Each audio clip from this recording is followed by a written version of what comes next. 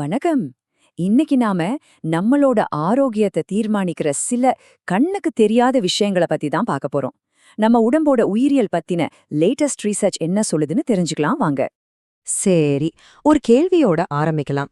உங்க ஆரோக்கியத்துக்கான உண்மையான ரகசியம் ஜிம்ல இல்லாம வேற எங்கேயோ இருந்தா எப்படி இருக்கும்?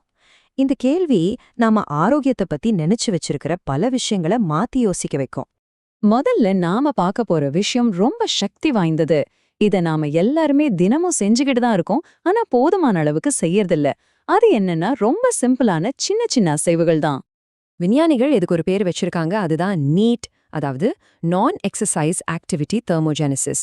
பேரு தான் கொஞ்சம் கஷ்டமா இருக்கும், ஆனா விஷயம் ரொம்ப சிம்பிள். நீங்க முறையா உடற்பயிற்சி செய்யாம சும்மா நடக்கிறது, நிக்கிறது, அங்கோ இங்கோ நெழியறது, ஏன் வீட்டு வேலை செய்யறது மூலமா எரிக்கிற ஆற்றலுக்கு பேர் தான் இது. இப்ப பாருங்க, இதுல ரொம்ப ஆச்சரியமான விஷயம் என்னன்னா, ஒரே மாதிரி உடலமைப்பு இருக்கிற 2 பேருக்குள்ள இந்த நீட் மூலமா எரிக்கப்படுற ஆற்றலோட வித்தியாசம் ஒரு நாளைக்கு 2000 கேலரிகள் வரைக்கும் இருக்கலாம். அடேங்கப்பா, இது எவ்வளவு பெரிய வித்தியாசம் பாருங்க. இந்த வித்தியாசம் முழுக்க முழுக்க நம்மளோட வாழ்க்கை முறையில தான் இருக்கு. யோசிச்சு பாருங்க. ஒருத்தர் தன்னோட சேர்ல இருந்தபடியே பக்கத்துல இருக்கிறவங்களுக்கு மெசேஜ் அனுப்புறாரு. இன்னொருத்தரோ எழுந்து நடந்து போய் பேசுறாரு. இந்த சின்ன சின்ன அசைவுகள் தான் அந்த பெரிய வித்தியாசத்தை உண்டாக்குது. சரி, நம்மளோட 2வது நெம்புகோலுக்கு போலாம். இதுக்கும் உடலோட அசைவுகளுக்கும் எந்த சம்பந்தமும் இல்ல. ஆனா வெளிச்சத்துக்கும் இருட்டுக்கும் நிறைய சம்பந்தம் இருக்கு. நம்ம உடம்புக்குள்ளேயே ஒரு 24 மணி நேர கடிகாரம் ஓடிக்கிட்டே இருக்கு. அதுக்கு பேர் தான் சிர்காடியன் ரிதம். எப்ப முழிச்சிருக்கணும், எப்ப உடம்ப சரி செய்யணும், எப்ப தூங்கணும்னு இந்த கடிகாரம் தான் நம்ம உடம்புக்கு வெளிச்சத்தையும் இருட்டையும் வச்சு சிக்னல் கொடுக்குது. ஆனா சாயங்கால நேரத்துல நம்ம ஸ்கிரீன்ல இருந்து வர நீல ஒளி இந்த சிஸ்டத்தையே கெடுத்துடுது. அது மெலட்டோனன்கிற தூக்கத்துக்கும் உடம்ப சரி செய்யறதுக்கும் தேவையான ஹார்மோனை சுரக்க விடாம தடுக்குது. இதனால டிஎன்ஏ ரிப்பேர் பாதிக்கப்பட்டு செல்களுக்குள்ள பாதிப்பு அதிகமாகுது. இங்க ஒரு முக்கியமான விஷயம் சொல்லிருக்காங்க, அதை கேளுங்க. அதாவது நீங்க 1 மணி நேரம் ஜிம்ல ஒர்க் அவுட் பண்ணிட்டு மிச்ச நாள் பூரா உட்கார்ந்தே இருந்தீங்கன்னா அந்த ஒர்க் அவுட்டால எந்த பிரயோஜனமும் இல்ல. அதே மாதிரிதான் பகல் நேரத்துல நீங்க எவ்வளவுதான் வெளிச்சத்தை பார்த்தாலும் சாயங்கால நேரத்துல ஸ்கிரீன் பாக்குறதால வர பாதிப்பை முழுசா சரி செய்ய முடியாது. இப்போ நம்மளோட 3வது நெம்புகோலுக்கு வருவோம். கஷ்டப்பட்டாதான் பலன் கிடைக்கும்னு ஒரு பழமொழி சொல்வாங்க இல்லையா? அதை உடைக்க போற ஒரு விஷயத்த பத்தி தான் இப்ப பார்க்க போறோம். மெதுவா போறதுலயும் பெரிய சக்தி இருக்கு. இதுக்கு பேரு தான் மண்டலம் 2 கார்டியோ. ரொம்ப சிம்பிளா சொல்லணும்னா இது ரொம்ப லைட்டான ஒரு ஒர்க் அவுட்.